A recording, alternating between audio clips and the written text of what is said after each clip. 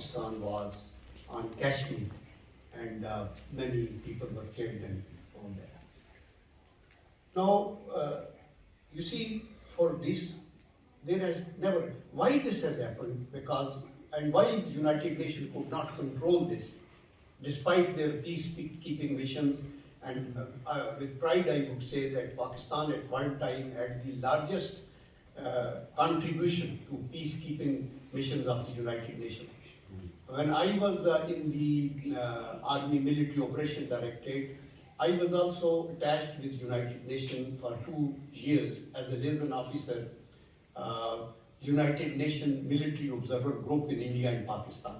There were military observers from 36 countries, and there is a line of control. On one side is the Indian occupied Kashmir, on the other side is the Pakistani side of Kashmir.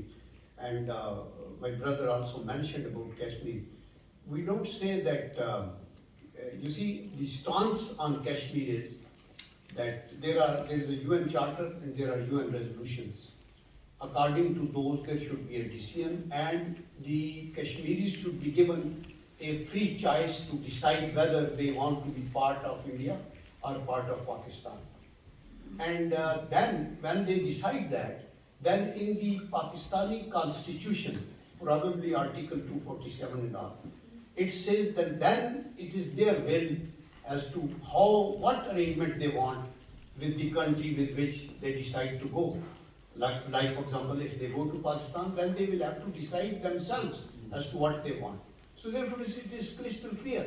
And the world body promised them that you will be getting the right of self-determination. But unfortunately, this is the oldest issue today, 75 years. We in South Asia want to live in peace with all neighbors. When our founding father, Qaid-e-Azam Muhammad Ali Jinnah, was asked, what would be the fundamentals of your foreign policy in Pakistan? He said 4 or 5 things. He said that we would like to create friends in the world. We have no aggressive designs, number one, against anybody. And we would like to have friendly relations with all countries, especially neighbors, including India, and also the superpowers. And then he also said, number 3, that in the international relations, we believe in honesty and fair play.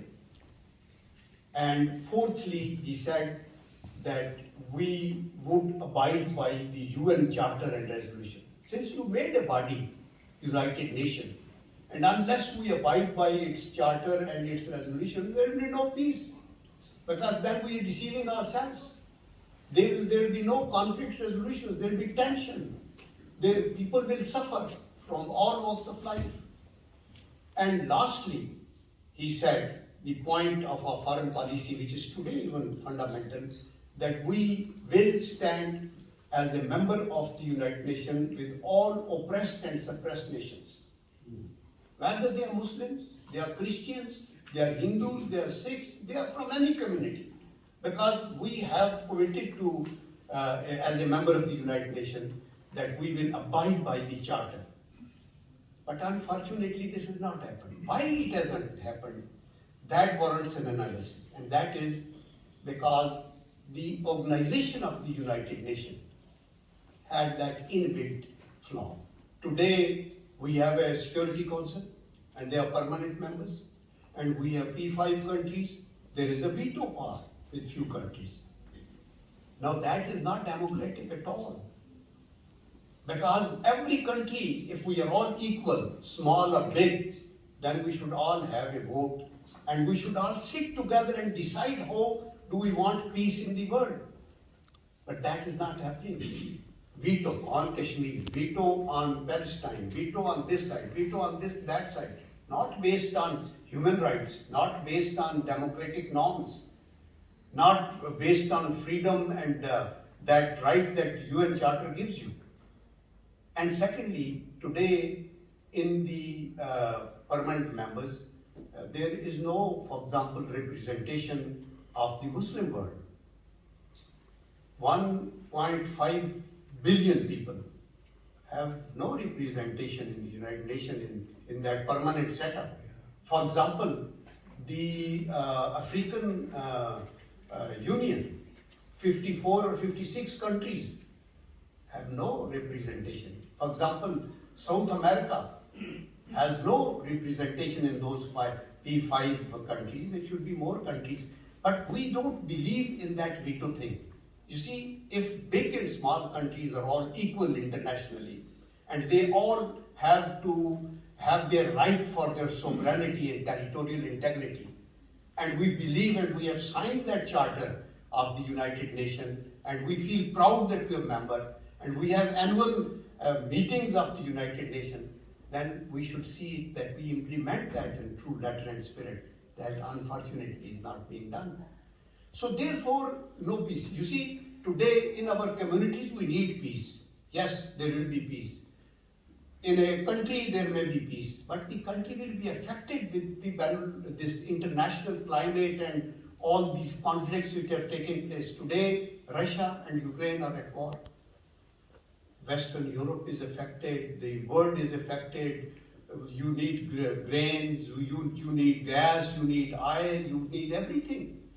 And similarly, at our doorstep, Afghanistan has been a battleground. Today, ladies and gentlemen, we have about 3.5 million refugees, Afghan refugees in Pakistan. No country is helping. We are all feeding them. Because they are into our business, they are into our transport, they are into the crimes, and under the garb of those refugees, there are terrorists who come in because there are porous borders and all that.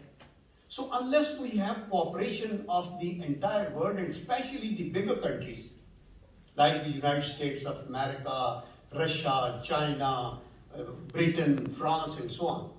At one time, in 2016, I came as a special envoy of the Prime Minister on Kashmir to United Kingdom. And I went to House of Lords and I met many people. I went to Amnesty International also. I met high officials there. And they said, General, tell us. I was talking about Kashmir. I said, you should make us sit together. And through peaceful means, we should reach a conclusion and then concentrate not on defense hardware, but on education and health for people. Because the biggest gathering of the hungry people and below poverty is in the subcontinent. Mainly in India, because it's a very big country, and also Pakistan, the situation is